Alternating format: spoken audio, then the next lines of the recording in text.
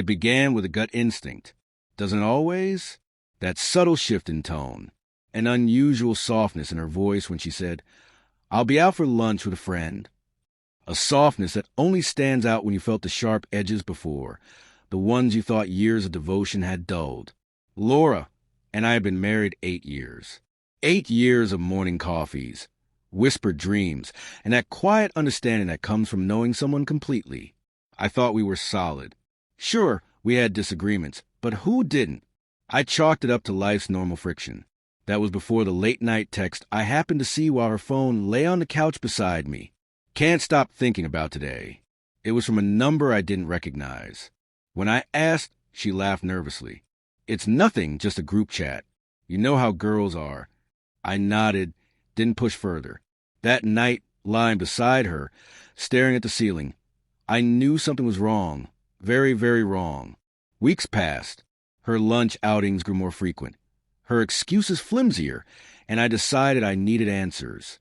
I'm not proud, but I went through her phone when she left it unattended one afternoon. The messages weren't just suggestive, they were explicit. Her friend, Eric, wasn't just casual company. Their exchanges revealed intimacy, secrecy, desire.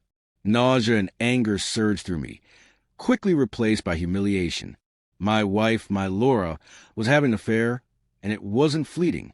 This was emotional, intimate, the kind of bond we used to share. For a week, I held the secret in silence, debating my next move. Confront her? Pack my bags and leave? Beg for an explanation? I did none of those. Instead, I did something I had never done before. I plotted deliberately, methodically. It began with research. A few social media digs revealed Eric was a colleague, a sales rep from a company Laura collaborated with. He was married. I found his wife, Christine, on Facebook, petite, brunette, kind-eyed, with 2 small children. My heart ached for her, but my resolve remained. The plan took shape faster than I expected. First, a private investigator. Frank, a grizzled man with a bulldog face and no-nonsense demeanor. His photos confirmed it all. Hotel exits, hands brushing, laughter lighting their faces. A kiss in her car. Undeniable proof. Next, I contacted Christine. "Hi, Christine. This will be hard to hear, but I believe your husband, Eric, is having an affair with my wife, Laura. I've attached photos. I'm sorry to be the one to tell you." Her reply came an hour later. "Thank you for telling me." The momentum was unstoppable, but I had one final move. I wanted Laura to witness the consequences of her betrayal, to feel the weight of her choices. So I invited her to lunch. "Let's have a date," I said, forcing a smile. "Just the 2 of us.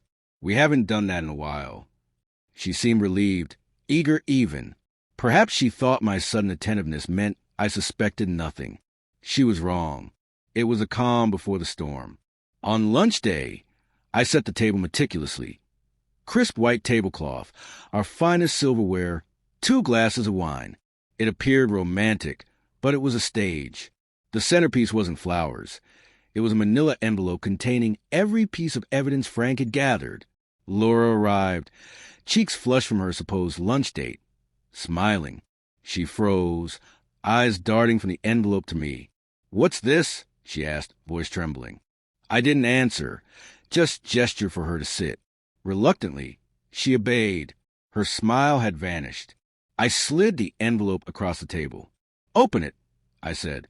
She hesitated, then obeyed, jaw tightening as she sifted through the photos and text printouts. "I can explain," she stammered, but her voice lacked conviction. "Explain." I leaned back, calm but cutting. "Explain what? That you've been lying for months? Sneaking around with a married man? Treating our marriage like it's disposable?" Tears welled in her eyes. "It's not like that," she whispered. "Then what is it like, Laura?" I demanded, voice rising. "Because from where I'm sitting, it looks like you've been having your cake, and eating it too." She broke down, sobbing, muttering apologies that meant nothing. I let her drown in the chaos she created. When she finally looked at me, face streaked with tears, I dropped the next bomb. "Right. I've spoken, Christine," I said. Her eyes widened in horror. "You what?" she gasped. She knows everything, just like I do. You destroyed not one, but two families. Congratulations. A knock at the door. Laura's head whipped around, fear and confusion on her face. I opened it. Christine stepped in, calm but with eyes blazing, and behind her, Eric. Laura went pale. What is this? She whispered. This, I said, is closure. What followed was ugly. Christine unleashed years of pent-up fury on Eric, who stammered like a fool. Laura tried to intervene, but Christine turned on her, ferocious. Don't you dare justify this, she snarled. You're selfish, deceitful. Eric attempted a defense, claiming he felt unappreciated at home. I laughed bitterly. Unappreciated? You have two beautiful kids and a wife who'd move heaven and earth for you, and this is how you repay her. By the end, everyone looked broken. Laura and Eric, shells of their former selves. Christine and I exchanged a silent acknowledgement. We had emerged stronger. The fallout was swift. Laura moved out that evening. I filed for divorce the next day. Christine did the same. Eric lost his job when Christine shared evidence with his employer. Laura's reputation plummeted as news of the affair spread. They had no one to blame but themselves. I won't pretend it was easy. Nights of tears, mornings where getting out of bed felt impossible. But with time, anger faded, replaced by quiet resolve. I started therapy, took up running, reconnected with old friends. A year later, I'm happier than I've been in years. I've learned to value myself, demand honesty, and insist on respect. Last I heard, Laura and Eric's relationship collapsed under guilt's weight. Revenge may not be the healthiest motivator, but sometimes it's exactly what we need to reclaim our power, and I did.